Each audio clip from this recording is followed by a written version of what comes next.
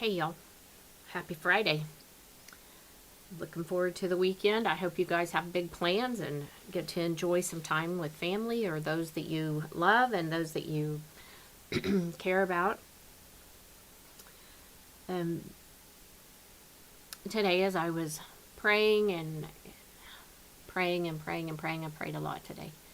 Um, the Lord has just been so good to me, and when I am whining and in a mood, and I'm just like, everything's just hard. Everything that I have to do is hard. And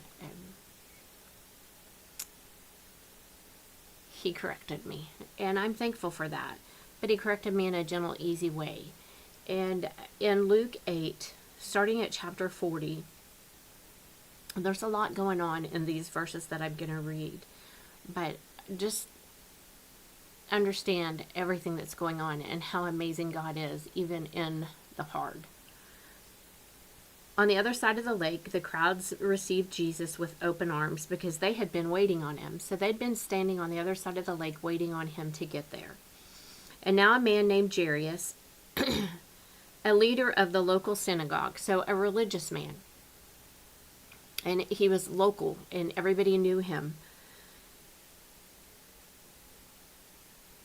came and fell down at Jesus' feet, begging him to come home with him. His only child was dying, a little girl 12 years old. As Jesus went with him, he was surrounded by crowds. So that means surrounded means there were people in front of him, there were people beside him, there were people behind him.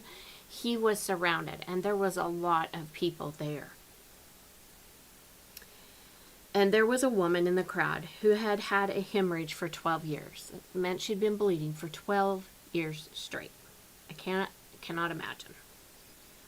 She had spent everything she had on doctors. So she had gone and she had seen them. She had asked them to help her. She had done all of the things, She had exhausted everything.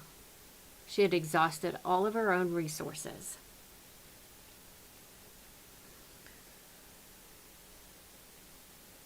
And still,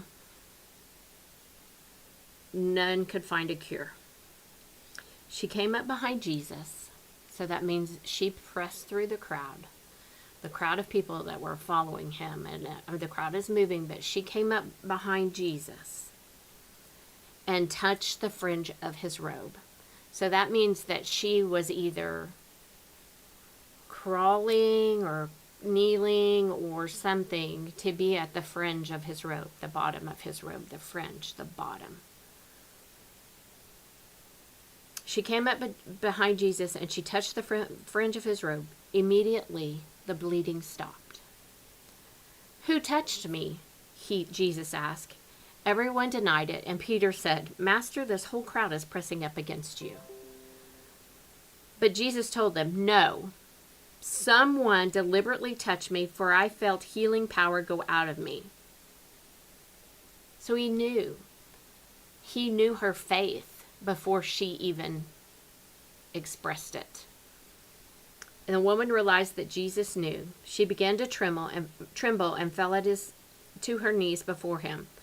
The whole crowd heard her explain why she had touched him and that she had been immediately healed. "Daughter," he said, "your faith has made you well. Go in peace." So it immediately healed her. He just touching the hem of his garment, just pressing through that hard, pressing through that crowd of people and just touching the hem of his garment, healed.